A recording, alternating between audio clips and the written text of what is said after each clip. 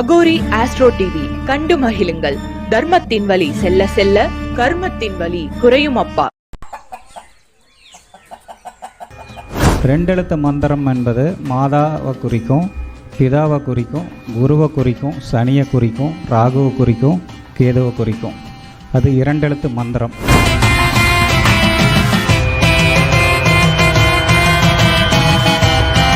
அடுத்து பார்த்தீங்கன்னா short and ஸ்வீட்டாக அழகாக பேசுகிறதுக்கு நம்மளுடைய உலக குருஜி. உண்மையாலுமே அவர் உலக குருஜி தான், ஆல்ரவுண்ட் பிளேயர் அவர். உலக குருஜி அவர்கள் ஜோதிடத்துடைய நுணுக்கங்கள் பொதுவாக டோட்டலி ஃபுல்லாக ஜோதிடத்தை பற்றி நம்ம என்னென்ன பலன் சொல்கிறதுக்கு, ஒரு பலன் கேட்க வர்றவங்களுக்கு நம்ம என்ன சொன்னால் கரெக்டாக இருக்கும் அப்படிங்கக்கூடிய ஒரு அற்புதமான விஷயத்தை சொல்ல வந்திருக்காரு. ஐயா அவர்களுக்கு ஒரு மரியாதை நிமித்தமாக சால்வு போட்டி கௌரவம் பண்ணதுக்கப்புறம் அவர் தங்களுடைய உரையை ஆற்றுமாறு அன்புடன் கேட்டுக்கொள்கிறேன்.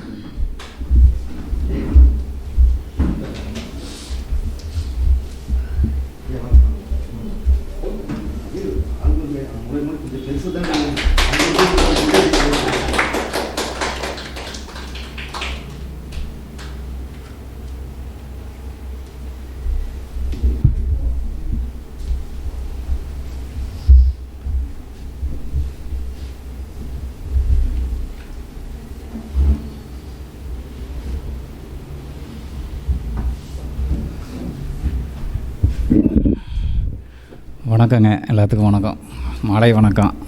நான் காலையிலேருந்து கொஞ்சம் ரொம்ப நேரம் ஆயிடுச்சு, அதனால் முடிஞ்ச வரைக்கும் ஒரு 20 அல்லது 30 நிமிஷம் அதிகபட்சம் நான் எடுத்துக்கிறேன். ஏன்னா அதுக்கு மேலே எடுத்தோம்னா அப்புறம் அண்ணன் பேசணும், அப்புறம் அந்த அண்ணனும் பேசணும்.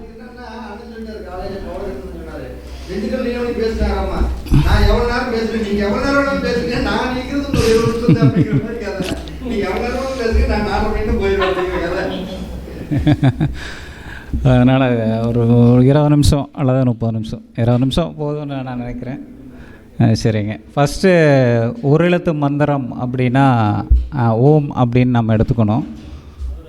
ஒரு எழுத்து மந்திரம் அப்படின்னா ஸ்ரீ அப்படின்னு எடுத்துக்கணும். காலையில் அண்ணன் சொன்னாங்க இல்லையா, ஸ்ரீனா மகாலட்சுமி அப்படின்னுங்க, அது ஒரு எழுத்து மந்திரம். ரெண்டெழுத்து மந்திரம்னா ராமா அப்படிங்கிறது ரெண்டெழுத்து மந்திரம். ரெண்டெழுத்து மந்திரம் என்பது மாதாவை குறிக்கும், பிதாவை குறிக்கும், குருவை குறிக்கும், சனியை குறிக்கும், ராகுவை குறிக்கும், கேதுவை குறிக்கும். அது இரண்டெழுத்து மந்திரம். இப்போ நவகிரகத்தை நம்ம இரண்டெழுத்து மந்திரம்னு நம்ம சொல்லலாம். ஏன்னா நவகிரகங்கள் ஜோதிடர்களோட வாயில் டெய்லி நம்ம உச்சரிக்கிறோம். அப்படிங்கிறனால இந்த ரெண்டெழுத்து மந்திரம் மாதா, பிதா, குரு, ராமா அப்படின்னு நம்ம உச்சரிக்கலாம். குரு, சனி, ராகு, கேதுவை எடுத்துக்கலாம். மூன்றெழுத்து மந்திரம் முருகர் தான். மூன்றெழுத்து மந்திரம். மூன்றெழுத்து மந்திரம் விஷ்ணு. மூன்றெழுத்து மந்திரம் சிவன். மூன்றெழுத்து மந்திரம். மூன்றெழுத்து மந்திரம் அப்படிங்கிறது அப்பா. மூன்றெழுத்து மந்திரம் அம்மா. இது மூன்றெழுத்து மந்திரம். நான்கெழுத்து மந்திரம் அப்படிங்கிறது நாராயணா, லட்சுமி, நாராயணா, லட்சுமி, பெருமாள், பிரம்மா, இதெல்லாம் நான்கெழுத்து மந்திரம். இந்த நான்கெழுத்து மந்திரம் இதில் நிறைய விஷயம் இருக்குது. நான்கெழுத்து மந்திரத்தில் வேறு கிரகம் எது இருக்குது அப்படின்னா சூரியன், செவ்வாய் இருக்குது. நான்கெழுத்து மந்திரத்தில் சூரியனும் செவ்வாயும் இருக்குது. அப்போ அந்த நான்கெழுத்து மந்திரத்தில் என்னென்ன கிரகங்கள் இருக்குதோ அதை நீங்கள் எடுத்துக்கங்க. நான்கெழுத்து மந்திரத்தில் என்னென்ன கடவுள் இருக்குதோ அதை எடுத்துக்கங்க. ஐந்தெழுத்து மந்திரம் என்பது நமசிவாயா. ஐந்தெழுத்து மந்திரம் நமசிவாயா, விநாயகர், அடுத்து சரஸ்வதி. இப்போ 5ஆம் தேதி பிறந்தவங்களை நம்ம புதன் ஆதிக்கம் அப்படின்னு நம்ம சொல்கிறோம். புதனுக்குரிய கடவுள் சரஸ்வதி, கல்வி கடவுள் சரஸ்வதி. அப்போ அது கரெக்டாக ஒர்க் அவுட் ஆயிரும். 5ஆம் தேதி பிறந்தவங்களுக்கு அது ஒர்க் அவுட் ஆயிரும். அப்போ 5ஆம் தேதியில் தான் நமசிவாயாங்கிற எழுத்து இருக்குது. அப்போ தான் சிவனை ஐந்தொழில் பண்ணுறவர் நம்ம சைவ சித்தாந்தம் சொல்லும். அதாவது படைத்தல், காத்தல், அழித்தல், அருளல், மறைத்தல் அப்படின்னு சொல்லிட்டு ஐந்தொழில் பண்ணும் அப்படின்னு சொல்லுவாங்க. ஐந்தெழுத்து மந்திரம் இதெல்லாம் இருக்குது. ஐந்தெழுத்து மந்திரத்தில் நவகிரகத்தில் சந்திரனும் சுக்கிரனும் இருக்குது அப்படின்னு எடுத்துக்கணும். ஏன்னா நீங்கள் அதை எடுத்துகிட்டு வந்தீங்கன்னா ஒரு விடை கிடைக்கும். அதில் உள்ள ஒரு விஷயம் இருக்கும். கொஞ்சம் ஆழமாக யோசிச்சிங்கன்னா ஒவ்வொன்றுக்குள்ளேயும் ஒரு விஷயம் இருக்குது. 6 எழுத்து மந்திரம் அப்படிங்கிறது சரவணபவ. 6 எழுத்து மந்திரம் சரவணபவ. 6 எழுத்து மந்திரம் தர்மசாஸ்தா. 6 எழுத்து மந்திரம் சித்தர்கள். 6 எழுத்து மந்திரம் மாரியம்மன். 6 எழுத்து மந்திரம் காளியம்மன். இதெல்லாம் 6 எழுத்து மந்திரம். இந்த 6 எழுத்து மந்திரத்தில் வந்து ஒரு நிறைய நல்ல விஷயங்கள் இருக்கும். ஒரு 3 எழுத்து மந்திரத்தில் ஒரு நிறைய நல்ல விஷயம் இருக்கும். 7 எழுத்து மந்திரம் அப்படிங்கிறது ஓம் சிவாய நமக அப்படின்னு நம்ம சொல்லலாம். அது 7 எழுத்து மந்திரம். 8 எழுத்து மந்திரம் அப்படிங்கிறது ஓம் நமோ நாராயணாய அப்படின்னு நம்ம சொல்லலாம். அதாவது 8 எழுத்து மந்திரங்கிறது ஓம் நமோ நாராயணாய பண்ணாரி அம்மன் அப்படின்னு சொல்லலாம். 8 எழுத்து மந்திரம். 9 எழுத்து மந்திரம் நவகிரகங்கள் தான், வேறு யாரும் எதுவும் இல்லை. நவகிரகங்கள் எழுத்தை கூட்டுனீங்கனாவே 9 எழுத்து வந்துடும். 10 எழுத்து மந்திரம் வந்து திருச்சிற்றம்பலம். இதுதான் மந்திரங்களோட ஸ்பெஷல். உங்களுக்கு எந்த மந்திரத்தை பிடிக்குதோ அதை வந்து நீங்கள் எடுத்துக்கலாம். இப்போ 3ஆம் தேதி பிறந்தவங்களுக்கு நம்ம முருகா 3 எழுத்து மந்திரம்னு நம்ம சொல்லலாம். 3ஆம் தேதி பிறந்தவங்க குருவோட ஆதிக்கத்தில் இருப்பாங்க. அவங்களுக்கு இயல்பாகவே முருகர் மேலே அதிக பாசம் இருக்கும். முருகர் அவங்க ஜாதகத்தில் செவ்வாய் நல்லாயிருக்கும். பொதுவாக எடுத்துக்கிட்டோம்னா 3 எழுத்தில் எடுத்துக்கிட்டோம்னா பிறந்தவங்களுக்கு, 4 எழுத்தில் பிறந்தவங்களுக்கு எல்லா தெய்வத்தையும் வணங்கலாம். அதுலேயே மேக்ஸிமம் நிறையா தெய்வங்கள் வந்துடுது 4 எழுத்து மந்திரத்தில். 5 எழுத்தில் பிறந்தவங்க இந்த புதன் நல்லாயிருக்கும், அவங்களுக்கு அறிவு நல்லா வேலை செய்யும். 6 எழுத்து மந்திரத்தில் 6ஆம் தேதி பிறந்தவங்க அப்படிங்கிறப்ப அவங்களுக்கு செவ்வாய் நல்லாயிருக்கும். 6 எழுத்து மந்திரத்தில் வந்து சரவண பவ அப்படிங்கிற வரனால. இப்படி ஒவ்வொரு விஷயத்தில் அதை எடுத்துக்கிட்டே வந்தீங்கன்னா உங்களுக்கு அதிலிருந்து ஒரு விடை கிடைக்கும். இந்த மந்திரங்கள் வந்து ஒரு பெரிய விஷயம். அதுக்கு அடுத்தது வந்து ஒரு ராசிக்கு வந்து நமக்கு வந்து அதாவது ஒரு ராசியில் வந்து ஒரு மண்டலம் அப்படிங்கிறது 48 நாள் அப்படின்னு வச்சுருக்குறாங்க. அந்த 48 நாள் ஒன்றும் இல்லை, ராசி 12, நட்சத்திரங்கள் 9, நட்சத்திரங்கள் 27, நவகிரகங்கள் 9. இதை 3ஐயும் கூட்டுனா 48 நாள். அப்போ 48 நாள் நீங்கள் விரதம் இருந்து, அதாவது விரதம்னா பியூராக வந்து ஃபுல்லாகவே விரதம் இருக்கிறது இல்லை. எந்த தெய்வத்தை நீங்கள் வணங்குறீங்களோ அந்த தெய்வத்துக்கு 48 நாள் நீங்கள் சைவத்தில் இருந்தீங்கன்னா அந்த தெய்வமே உங்களுக்கு எல்லா விஷயங்களையும் பண்ணி கொடுக்கும் அப்படிங்கிறது தான் அந்த ஒரு மண்டலம் 48 நாள் வச்சாங்க. அதான் விநாயகருக்கு ஒரு சிலர் தண்ணி ஊற்றுவாங்க, ஒரு சிலர் வேறு முருகரை கும்பிடுவாங்க, ஒரு சிலர் சிவனை கும்பிடுவாங்க, ஒரு சிலர் பெருமாளை கும்பிடுவாங்க. யாருக்கு எது பிடிக்குதோ அதை அந்த 48 நாள் நம்ம பண்ணோம்னா, ஒரு விஷயத்தை கரெக்டாக 48 நாள் நீங்கள் பண்ணிங்கன்னா அது உங்கள் வாழ்க்கையில் சக்ஸஸ் தான் கொடுக்கும், ஃபெயிலியரை கொடுக்காது. எப்போவுமே ஒரு விஷயத்தை நம்ம கரெக்டாக ஒரு ரொட்டீனாக ஒரு கரெக்டாக பண்ணிட்டோம்னா அந்த விஷயம் நமக்கு கரெக்டாக சக்ஸஸ் ஆகிரும். ஃபெயிலியர் ஆகிறதுக்கு மேக்ஸிமம் சான்சஸ் இல்லை. அதே மாதிரி 108 பாதம் அப்படிங்கிறது அந்த ஒரு ராசியில் 9 பாதம், 12 ராசிக்கு 108 பாதம். அதனால தான் 108 போற்றி வச்சாங்க. 108 போற்றி வைக்கிறதுக்கு அது ரீசன் அதுதான். 108 ஆம்புலன்ஸ் அதுக்கு தான் வச்சாங்க. 108ங்கிறது ஆம்புலன்ஸ் சேவை அப்படிங்கிறத அது வச்சாங்க. அது வந்து கவர்மெண்ட் தெரிஞ்சு வச்சுருக்கலாம், தெரியாமல் கூட வச்சுருக்கலாம். அது 108ங்கிறது உயிர் காக்கும் தீர அவசர சேவை அப்படின்னு சொல்லிவிட்டு அது வச்சாங்க. அப்போ 108 போற்றி நம்ம மந்திரத்தில் வச்சாங்க. இதெல்லாம் வந்து ஒரு பெரிய விஷயம். அதாவது தெரிஞ்சு சில விஷயம் நடக்கலாம், தெரியாமலும் சில விஷயம் வந்து நடக்கலாம். இதெல்லாம் வந்து ஆன்மீகத்தில் இருக்குது, ஜோதிடத்தில் இருக்கிற ஒரு நல்ல விஷயம். அப்புறம் சார் சொன்ன மாதிரி, பவளக்கண்ணன் சார் சொன்ன மாதிரி எனக்கு ரொம்ப பிடிச்ச விஷயம் என்னென்னா, அந்த திதி 15 திதியை வந்து 5 பிரித்தாங்கன்னு சொன்னாங்க. அது ரொம்ப பிடிச்ச விஷயம். நானும் படித்தேன் ஒரு 2-3 இதில். அதான் 3 திதியாக பிரிக்கிறது வந்து இந்த நந்தா திதி, பத்ரா திதி, ஜெயா திதி, ரிக்டா திதி, பூர்ணா திதி அப்படின்னு பிரிக்கிறாங்க. அது சாரே நிறைய டைம் சொல்லிட்டாரு, அதை நான் மறுபடியும் சொல்லணும் அவசியம் இல்லை. அது பொதுவாகவே நந்தா திதி கோயில் விளக்கு மாதிரி தான் அவர் சார் சொன்ன மாதிரி, அதை தூண்ட தேவையில்லை. பத்ரா திதியில் பிறந்தவங்களுக்கு அவங்க பணம் சம்பாரிச்சிருவாங்க. அதே மாதிரி ஜெயா திதியில் பிறந்தவங்க அவர் சார் சொன்ன மாதிரி அறிவை யூஸ் பண்ணிடுவாங்க. ரெக்டா திதியில் பிறந்தவங்க அறிவையும் உழைப்பையும் யூஸ் பண்ணிடுவாங்க. சார் சொல்லிட்டாரு, இருந்தாலும் நான் இன்னொருக்க சொல்கிறேன். அதுக்கடுத்து கடைசி திதியான பூர்ணா திதியில் பிறக்கிறவங்க, அதான் பஞ்சமி, தசமி, அந்த பௌர்ணமி, அமாவாசை சொல்கிறோம், அது பூர்ணா திதிங்கிறனால அந்த திதியில் பிறக்கிறவங்க மேக்ஸிமம் நல்ல பலன் கிடச்சிரும். ஏன்னா பௌர்ணமிக்கு ஒரு பவர் இருக்குது, அமாவாசைக்கு ஒரு பவர் இருக்குது. அமாவாசைக்கு திதி கொடுக்குறதையும் யூஸ் பண்ணுறாங்க, கோயிலுக்கு போகிறதையும் யூஸ் பண்ணுறாங்க. ரெண்டுக்குமே பொதுமக்கள் இம்பார்ட்டன்ட் கொடுக்குறாங்க. பௌர்ணமிக்கு மேக்ஸிமம் நிறைய பேர் கோயிலுக்கு போவாங்க, பிடிச்ச இடங்களுக்கு போவாங்க. அதே மாதிரி பஞ்சமி திதியில் நீங்கள் ஒரு காரியத்தை செஞ்சிங்கன்னா அது பஞ்சாங்கத்தில் இருக்குது, ரொம்ப நாள் நிலச்சி நிற்கும். அதுக்கு தான் பஞ்சமுக விளக்கு ஏற்றுறோம். பஞ்சமுக விளக்கு ஏற்றினோம்னா அஷ்ட ஐஸ்வர்யம் பெருகும் அப்படின்னு இருக்குது. பஞ்சமுக விளக்கு ஏற்றினோம்னா வீட்டில் பெண்கள் விளக்கு ஏற்றணும். வேத்துனா அந்த பஞ்சமுக விளக்கு ஏற்றும் பொழுது அஷ்ட ஐஸ்வர்யம் பெருகும் அப்படிங்கிறது அது ஒரு விதி. பஞ்சமி திதியில் நீங்கள் எந்த நல்ல காரியங்கள் செஞ்சாலும் அது நீண்ட நாள் நிலச்சி நிற்குங்கிறது ஒரு பாயிண்ட்டு. அது எடுத்துக்கங்க. அதே மாதிரி மற்ற விஷயம் என்னென்ன ஒரு நல்ல விஷயம் இருக்குதோ அதில் எடுத்துங்க. இப்போ ஒரு அமாவாசையில் திதியில் பிறக்கிறவங்கன்னா எல்லாருமே திருடனாயிட மாட்டாங்க. இப்போ அமாவாசையில் திதியில் பிறக்கிறவங்க மனக்கட்டுப்பாடு அவங்ககிட்ட இருக்கும். ஒன்று, கஷ்டப்பட்டு பொருள் சேர்த்துவாங்க, அந்த பொருள் நிலைக்கும் அமாவாசை திதியில் பிறக்கிறவங்களுக்கு. அதே மாதிரி அவங்க முன்னோர்களுக்கு கரெக்டாக மரியாதை கொடுப்பாங்க இந்த அமாவாசை திதியில் பிறந்தவங்க. இதெல்லாம் நீங்கள் எடுத்துக்கணும். அப்படி ஒவ்வொரு திதியிலையும் ஒவ்வொரு மாதிரி விஷயம் நிறையா இருக்குது. அந்த விஷயங்கள் உங்களுக்கு எது கரெக்டாக வருதோ அதை எடுத்துக்கங்க. அதுக்கு அடுத்து இப்போ நிறைய விஷயம் சொல்லிகிட்டே வரோம்.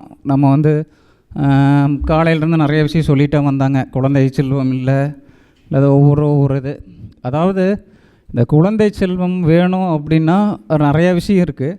ஒரு விஷயம் எனக்கு தெரிஞ்ச விஷயத்த நான் சொல்கிறேன். சோதி நட்சத்திரம் அதாவது இன்றைக்கி நடக்குதுன்னா சோதியோட 4வது பாதத்தில் கணவன் மனைவி இணையணும். 4வது பாதத்தில் இணைஞ்சா கண்டிப்பாக நல்ல குழந்தை, அந்த குழந்தை பிறக்கும். ஏன் அப்படின்னா சோதி காலபுருஷனுக்கு 7வது ராசியில் துலா ராசியில் இருக்குது. இந்த துலாங்கிறது ஆண் பெண் ரெண்டையும் குறிக்கும். ஏன்னா 7ஆம் இடங்கிறது பொது கலஸ்தரம் அப்படிங்கிறதுனால இந்த துலா ராசியில் ஆண்களாக இருக்கட்டும் பெண்களாக இருக்கட்டும் அந்த ஒரு கணவன் மனைவி இருக்கிறாங்கன்னா கொஞ்ச நாள் குழந்தை இல்லை ரொம்ப நாள் குழந்தை இல்லை அப்படிங்கிறவங்க சோதி நட்சத்திரம் வர அன்னைக்கு, சோதி நட்சத்திரம் இன்றைக்கின்னா இந்த சோதி நட்சத்திரத்தை அன்னைக்கு 1வது பாதத்துலேயோ அல்லது 4வது பாதம், 4வது பாதம் ரொம்ப வலிமையானது. ஏன்னா அது குருவோட வீட்டில் நவாம்சம் உழுவும். அப்போ குருவோட வீட்டில் நவாம்சம் உழுவும் பொழுது நல்ல குழந்தை செல்வம், குரு புத்திரகாரகன்னு சொல்கிறனால நல்ல குழந்தை செல்வம் அவங்களுக்கு ஆட்டோமேட்டிக்காக கிடைக்கிறதுக்கு வாய்ப்பு வந்துடும். ஏன்னா துலா ராசியில் அந்த சோதி நட்சத்திரத்தில் அவங்க இணையணும். பர்டிகுலராக சோதி நட்சத்திரம் இன்றைக்கி நைட்டு 12 to 6 அப்படின்னா ஒரு ஆண் பெண் கொஞ்சம் இல்லறத்தில் ராகுங்கிறது பேராசைக்கு உண்டான கிரகம், ஒரு பாம்பு போல் பின்னி பிணையிற கிரகம். அப்போ கணவன் மனைவி சேரும் பொழுது கண்டிப்பாக நல்ல குழந்தைகள், அந்த சோதி 4ஆம் பாதங்கிறது இன்றைக்கி நைட்டு 12 to காலையில் 6 மணி வரும். அப்போ அந்த நேரத்தில் இணைஞ்சாங்கன்னா நல்ல குழந்தைகள் குருவோட 4வது பாதத்தில் மீனத்துக்கு போயிடுறது. சோதி 4ஆம் பாதங்கிறது நவாம்சத்தில். அப்போ நல்ல குழந்தைகள் பிறக்கிறதுக்கு ஒரு வழிவகை கிடைக்கும். இந்த மாதிரி ஒவ்வொரு சின்ன சின்ன விஷயம் நிறைய விஷயம் இருக்குது. இதை நீங்கள் எடுத்துக்கங்க. இதில் வேறு நிறைய பாயிண்ட்டு சொல்லிகிட்டே போகலாம். 3ஆம் இடம், 6ஆம் இடம், 8ஆம் இடம், 12ஆம் இடம் அது மறைவு ஸ்தானம் அப்படிங்கிறத விட அதில் இருக்கிற நல்ல பாயிண்ட்டை மட்டும் நீங்கள் எடுத்துக்கங்க. பொதுவாக லக்கணத்துக்கு 3ஆம் இடம் மறைவு ஸ்தானம், 6ஆம் இடம் மறைவு ஸ்தானம், 8ஆம் இடம் மறைவு ஸ்தானம், 12ஆம் இடம் மறைவு ஸ்தானம் அப்படிங்கிறத விட இந்த 8ஆம் இடம் என்பது உங்கள் தாத்தா பாட்டியோட சொத்து. 8ஆம் இடம், ஏன்னா தாத்தாங்கிறது 5ஆம் இடம், 5ஆம் இடத்துக்கு 4ஆம் இடம் 8ஆம் இடம். உங்கள் தாத்தாவோட வீடு வாசலை குறிக்கிற இடம் 8ஆம் இடம். உங்கள் பாட்டிங்கிறது 12ஆம் இடம், 12ஆம் இடத்துக்கு 9ஆம் இடம் 8ஆம் இடம். அப்போ உங்கள் தாத்தா பாட்டி சம்பாரித்த சொத்து உங்களுக்கு தான் வரப்போகுது. அது வீடாக இருக்கலாம், காராக இருக்கலாம், இல்லை அவங்க என்ன சேர்த்து வச்சுருக்குறாங்களோ அதுவாக இருக்கலாம். அப்போ 8ஆம் இடம் வலுவாக இருந்ததுன்னா உங்களுக்கு தாத்தா பாட்டியோட சொத்து பின்னாடி கிடைக்கும் அப்படின்னு அர்த்தம். 8ஆம் இடம் வலுவாக இருந்ததுன்னா உங்கள் எல்ஐசியில் நீங்கள் போடுற பாலிசி பின்னாடி உங்களுக்கு பெனிஃபிட்டை கொடுக்கும். ஃபஸ்ட்டு கஷ்டத்தை கொடுக்கும். 8ஆம் இடம் கஷ்டத்தை கொடுத்து தான் திடீர் அதிர்ஷ்டத்தை ஏற்படுத்தும். கஷ்டத்தை கொடுக்காமலாம் ஒரு திடீர் அதிர்ஷ்டத்தை ஒன்று ஏற்படுத்தாது. அப்போ ஒரு ரொம்ப நாள் அவங்க தாத்தா பாட்டியோடு இருந்திருப்பாங்க, ரொம்ப வருஷம் இருந்திருப்பாங்க, அவங்களுக்கு தாத்தா பாட்டியோட சொத்து கம்பல்சரி இந்த 8ஆம் இடத்துல கிடைக்கும். ஒரு பாலிசி போடுறாங்கன்னா ரொம்ப வருஷம் கஷ்டப்பட்டு போட்டு தான் ஆகணும். பாலிசி இறந்த பின்னாடி தான் வருதான்னு அப்படிங்கிறது இல்லை. நம்ம 30 வயசில் ஒரு பாலிசி போடுறோம், 50 வயசு வரைக்கும் உயிரோடு இருக்க மாட்டோமா? கண்டிப்பாக இருப்போம். 20 வருஷத்தில் பாலிசி முடிஞ்சிடும், இல்லை 5 வருஷத்தில் முடிஞ்சிடும். 45-50 வயசில் அந்த பாலிசி உங்களுக்கு 2 மடங்காக திரும்பி வரும். அப்போ இது இந்த 8ஆம் இடம் நிலவு ஆக்டிவேட் ஆகும். 6ஆம் இடங்கிறது பொதுவாக சோசியல் சர்வீஸ், அடிமை தொழில் அப்படிங்கிறனால இந்த 6ஆம் இடமும் உங்களுக்கு பொதுவாக சாதகமாக செய்யும். 6ஆம் இடங்கிறது அடிமை தொழிலுங்கிறப்ப அடிமை தொழில் அவங்க செஞ்சுக்கிட்டு இருக்கிற வரைக்கும் அவங்களுக்கு நல்லா இருக்கும். இப்போ 6ஆம் அதிபதி லக்னத்தில் இருக்குது, லக்னாதிபதி போய் 6ல் இருக்குது அப்படின்னா அவங்க ஒன்றா அடிமை தொழில் செஞ்சால் பணம் வரும், இல்லை சோசியல் சர்வீஸ் செஞ்சால் பணம் வரும். சோசியல் சர்வீஸ் மூலம் நல்ல பேர் புகழ் கிடைக்கும். இதை நம்ம எடுத்துக்கணும். இந்த பொதுவாக 3, 6, 11 பாவகிரகங்கள் அதிக நன்மையை வலுவை செஞ்சு கொண்டே வரும். அது வந்து பாவகிரகங்கள்னா சனி, ராகு, கேது, சூரியன், செவ்வாய்க்கு அந்த 3, 6, 11 இடங்கள் நீங்கள் எடுத்துங்க. அதுக்கடுத்து 2, 5, 8, 11 அப்படிங்கிறது பணபரஸ்தானங்கள் அப்படின்னு நம்ம சொல்லுவோம். இந்த பணபரஸ்தானத்தில் நிற்கிற கிரகங்கள் உங்களுக்கு பணத்தை கொடுக்கும். அது எந்த கிரகமாக இருந்தாலுமே கூட அந்த பணபரஸ்தானத்தில் நிற்கிற கிரகங்களோட தசா புத்திகள் வரும் பொழுது கண்டிப்பாக அது வந்து உங்களுக்கு பணபரத்தை கொடுத்து தான் தீரணும். அதில் மெயினாக வந்து 2, 11 மட்டும் ஜோசியர்கள் சொல்லுவாங்க. 2ஆம் இடம் தனஸ்தானம், 11ஆம் இடம் லாபஸ்தானம் அப்படிங்கிறனால. ஆனால் 8ஆம் இடமும் கொடுக்கும், 5ஆம் இடமும் கொடுக்கும். 5ஆம் இடங்கிறது உங்கள் குழந்தைகள், 5ஆம் இடங்கிறது உங்கள் தாத்தா, 5ஆம் இடங்கிறது உங்கள் பூர்வ புண்ணியம், 8ஆம் இடம் தான் நான் சொல்லிட்டேன். அப்போ இந்த 2, 5, 8, 11 நம்ம எடுத்துக்கணும். அதில் என்ன கிரகங்கள் இருக்குது, அதில் பரலில் என்ன இருக்குது அப்படின்னு நீங்கள் எடுத்துக்கிட்டிங்கன்னா அதில் ஆட்டோமேட்டிக்காக உங்களுக்கு ஒரு விடை கிடைச்சிரும். அதுக்கடுத்து வந்து நம்ம வீட்டில் வந்து ஒரு துக்கமாகவே நடந்துகிட்ருக்கு அப்படின்னா பெண்கள் வந்து நல்லெண்ணெயில் அந்த விளக்கு போட்டாங்கன்னா துக்கம் நிவர்த்தி ஆகிரும், சந்தோஷம் வந்துடும். அதுக்கு பிறகு தான் நல்ல எண்ணெய் அப்படிங்கிறது. இப்போ அந்த துக்கம் வெளியே போய் நல்லது மட்டும் நடக்கும். தேங்காய் எண்ணெயில் விளக்கு போட்டாங்கன்னா தேக பலம் நமக்கு நல்லா இருக்கும்.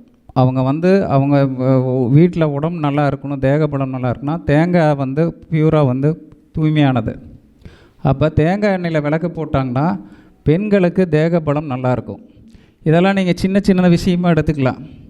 அதுக்கு அடுத்து வந்து பிறந்தால் முக்தி அப்படிங்கிறது திருவாரூர், இறந்தால் முக்தி அப்படின்றது காசி, நினைத்தாலே முக்தி அப்படிங்கிறது திருவண்ணாமலை, தரிசித்தால் முக்தி அப்படிங்கிறது சிதம்பரம். இந்த பாயிண்ட் நம்ம எடுத்துங்க. இதுக்கு அடுத்து என்னென்னா இந்த பொதுவாக வந்து நிறைய சொல்லுவாங்க, எதுன்னு சொல்கிறாங்களோ அந்த பாயிண்ட்டை நீங்கள் மேக்ஸிமம் எடுத்துங்க. அதாவது ஜோதிடர்கள் என்ன சொல்கிறாங்க அப்படிங்கிறத விட சில விஷயம் என்னென்ன நடக்குது ப்ராக்டிக்கலாக அதை எடுத்துங்க. அதுக்கடுத்து அண்ணன் சொல்லிகிட்டு இருந்தாங்க, மிருகசீரியம், மகம், சோதி, அனுச நட்சத்திரத்துக்கு திருமணம் பொருத்தம் பார்த்தும் செய்யலாம், பார்க்காமையும் செய்யலாம். அது பஞ்சாங்கத்தில் இருக்குது.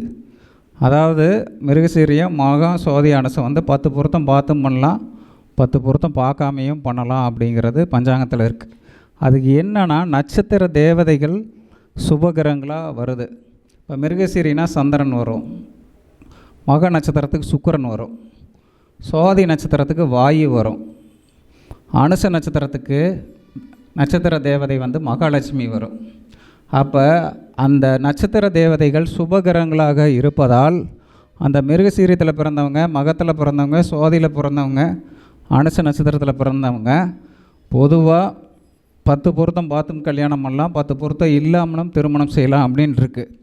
ஆனால் இதில் ப்ராக்டிக்கலாக என்ன நடக்குது அப்படின்னா எனக்கு தெரிஞ்ச வகையில் அனுசை கட்டக்கூடாதுங்க. அதாவது ஒரே ரஜ்ஜில் வரப்போ கட்டும் பொழுது என்ன ஆகுதுன்னா அது ஏதோ ஒரு இடைஞ்சலை கொஞ்சமாவது கொடுக்குது. ஒன்றா கணவர் உயிர் போயிடுது, இல்லைன்னா கணவருக்கு கண்டம் ஏற்படுது, இல்லை ஏதாவது ஒரு பிரச்சனை கண்டிப்பாக வருது. எனக்கு தெரிஞ்ச ஒரு அண்ணன் வந்து அனுச நட்சத்திரம், அவங்க மிஸ்ஸஸும் அனுச நட்சத்திரம், மேரேஜ் பண்ணி ஒரு 10-13 வருஷம் தான் இருந்தார். அதுக்கப்புறம் அவர் இறந்துட்டார். அவங்களுக்கு 2 பேர்த்துக்கு 7.5 வர்றப்போ கரெக்டாக இறந்தார். இது என்ன அப்படின்னா இது ஏதோ ஒரு இடத்துல போய் இடிக்குது. கொஞ்சம் ஜோதிடத்தோட இருக்கிற விதியில் ஒரு விதி 2 விதியுமே செல்லுபடியாகுது. ரஜ்ஜு பொருத்தம் தட்டுங்கிறது செல்லுபடியாகுது, காதல் திருமணம் செய்யலாம் அப்படிங்கிறது அந்த விதி செல்லுபடியாகுது. மீன ராசிக்கு அதேமாதிரி ரேவதி கட்டியிருக்கிறாங்க, காலில் கையில் அடிபடுது. எனக்கு தெரிஞ்ச எங்கள் ரிலேஷனே கட்டியிருக்கிறாங்க மேரேஜ். அப்போ அவங்க ரேவதி பண்ணாங்கன்னா ஏதோ ஒரு இடத்துல வந்து கொஞ்சம் மிஸ்டேக் வருது. ஆனால் வந்து அதை தாண்டி அவங்க பிரம்ம முகூர்த்தத்துலேயோ அதிகாலையில் வந்து மேரேஜ் பண்ணாங்கன்னா அவங்களுக்கு ஆட்டோமேட்டிக்காக அது வந்து நல்லது பண்ணுது. அது வந்து முடிஞ்ச வரைக்கும் வேறு நட்சத்திரமாக இருந்தால் ரொம்ப பெஸ்ட்டு. அதே நட்சத்திரத்தில் பண்ணாமல் இல்லை பாதமாவது முன்னாடி போகணும். இப்போ மேசராசியில் சில பேர் திருமணம் பண்ணியிருக்கிறாங்க, அஸ்வினிக்கு பரணி நட்சத்திரத்தை கட்டியிருக்கிறாங்க. அவங்க என்ன பண்ணியிருக்கிறாங்கன்னா அவங்க ஆட்டோமேட்டிக்காக வந்து நல்லா இருக்கிறாங்க. காரணம் என்னென்னா அஸ்வினிக்கு 2வது நட்சத்திரம் பரணி அப்படிங்கிறனால ஆண் வந்து அஸ்வினியாக இருந்து பெண் பரணியாக இருந்ததுன்னா அங்கே சூப்பராக நல்லா பிழைக்கிறாங்க. ப்ளஸ் பணங்காசு சேருது. இது எல்லாமே நடக்குது. இது எல்லாமே வந்து நல்ல விஷயங்கள் வந்து ஆட்டோமேட்டிக்காக நடந்துட்டு வருது. இந்த மாதிரி ஒவ்வொரு விஷயத்தையும் நீங்கள் எடுத்துக்கங்க. இது எடுத்துக்கிட்டு வந்துகிட்டே இருக்கிறப்போ நல்லது பண்ணும். அதுக்கடுத்து நான் ஒரு விஷயத்தில் இப்போ ப்ரெசண்ட்டில் அண்ணா ஒரு 5 நிமிஷம் சரி அதாவது நான் ஒரு ப்ராக்டிக்கலாக வந்து ஒரு விஷயத்தை வந்து இப்போ கொஞ்சம் ஆராய்ச்சி பண்ணிகிட்ருக்குறேன். என்னென்னாங்க, அந்த விஷயம் என்னோடய விஷயத்தில் கரெக்டாக இருக்குது, உங்கள் எல்லா விஷயத்தையும் கொஞ்சம் பார்க்குறேன்னா பாருங்கள். அதாவது உங்கள் ராசிநாதன் யாரோ, அதாவது ஒருத்தர் ரிஷப ராசியில் பிறந்திருக்கலாம், ஒருத்தர் மேச ராசியில் பிறந்திருக்கலாம், ஒருத்தர் மீனத்தில் பிறந்திருக்கலாம், ஒருத்தர் வந்து மிதனத்தில் பிறந்திருக்கலாம். 12 ராசியில் நீங்கள் எந்த ராசியில் வேணால் பிறந்திருக்கலாம். இந்த ராசியில் பிறக்கிறவங்க அந்த ராசிநாதன் யாரோட இணையிறாருன்னு பாருங்கள். இப்போ எனக்கு வந்து ரிஷப ராசின்னா அதுக்கு அதிபதி சுக்கிரன். அந்த சுக்கிரன் வந்து மேசத்தில் இணைஞ்சிருக்குது. செவ்வாய், சுக்கிரன், சூரியன் எல்லாம் மேசத்தில் இருந்திருக்கு. அப்போ அந்த சூரியன், செவ்வாய், சுக்கிரன் இந்த காம்பினேஷன் இருக்குது இல்லைங்களா, அந்த காம்பினேஷன் இருக்கிற மனிதர்களை நான் வந்து பிறந்ததுலேருந்து இறக்குற வரைக்கும் எனக்கு அவங்களோட லிங்க் ஏற்பட்டுக்கிட்டே இருக்கும். அது உறவுலையாக இருக்கட்டும், நண்பர்களையாக இருக்கட்டும். அது உங்கள் ராசிநாதன் யாரோ அந்த கிரகம் எந்த கிரகத்தோடு இணைகிறதோ அந்த உறவு உங்களை நீடிக்கும். என்னங்க, அது நீங்கள் ஆராய்ச்சியில் அனுபவத்தில் எடுத்துக்கலாம். எனக்கு மேசராசிக்காரங்களும் ஃப்ரெண்டாக இருப்பாங்க. மேசராசிக்காரங்க என் வீட்டில் தம்பி மேசராசி, அண்ணன் மேசராசி. இப்போ என்னோட ராசிநாதனோட எந்த கிரகம் இணையுதோ அதோட ராசி அதிபதிகள், நட்சத்திர அதிபதிகள் அதில் இருக்கிறவங்க எனக்கு நட்பு கிரகமாக வரும். இல்லைன்னா அவங்களோட எனக்கு பழக்கம் இருந்துக்கிட்டு இருக்கும். ஒரு கண்டினியூட்டி ஆகும், அந்த உறவோ நட்போ நீடிக்கும். இதை உங்கள் ராசிநாதனை வச்சு செக் பண்ணிங்க. லக்னாதிபதியை வச்சு செக் பண்ணுறேன்னா லக்னாதிபதியோட என்ன கிரகம் இருக்குதோ அந்த கிரகம் உங்களை கடைசி வரைக்கும் இழுத்துட்டு போகும். அந்த கிரகம் யார் அப்படின்னா, இப்போ ஒரு உதாரணத்துக்கு சொல்கிறேன்னே, என்னடையே சொல்கிறேன்னே, நான் கடக லக்கணம், எனக்கு லக்னாதிபதி சந்திரன் ரிஷபத்தில் இருக்குது, கூட புதனும் இருக்குது. அப்போ இந்த சந்திரனுக்கு வந்து லக்னாதிபதியாக வந்துருச்சு, கூட புதன் வந்துருச்சு. புதன்கிறது ஜோதிடம். நான் ஜோதிடத்துக்கு வந்ததுலேருந்து ஜோதிடத்தை நேசிக்க ஆரம்பிச்சிட்டேன். அப்போ புதனுங்கிறது என்னோடய சகோதரர்களால் கருத்து வேறுபாடு வராது. அப்போ அந்த கிரகம் எதுவோ உங்கள் லக்னாதிபதியோட இணையதோ அந்த கிரகத்தோட உறவு நீடிக்கும். அதோட காரத்துவங்கள் உங்கள் வாழ்க்கையில் வந்து நீடிச்சிட்டு வரும்.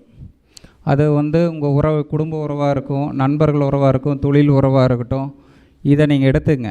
அதாவது இந்த ராசிநாதன் எடுத்துக்கிறீங்க, உங்களுக்கு வந்து எடுத்துக்கிட்டிங்கன்னா அதை எடுத்துகிட்டு வந்துங்க பாருங்கள். ஏன்னா நான் இப்போ கொஞ்சமாக அதை ஆராய்ச்சி பண்ணி பார்த்ததில் அது ஓரளவு கொஞ்சம் கரெக்டாக வருது. உங்களுக்கு ராசிநாதன் யார், அந்த கிரகத்தோட எந்த கிரகம் இணையுது, அவர்களோட உறவு ஆரம்பத்திலிருந்து பின்னாடி வரைக்கும் நீடிக்குதா, நிலைக்குதா அப்படிங்கிறத ஆராய்ச்சி பண்ணி பாருங்கள்.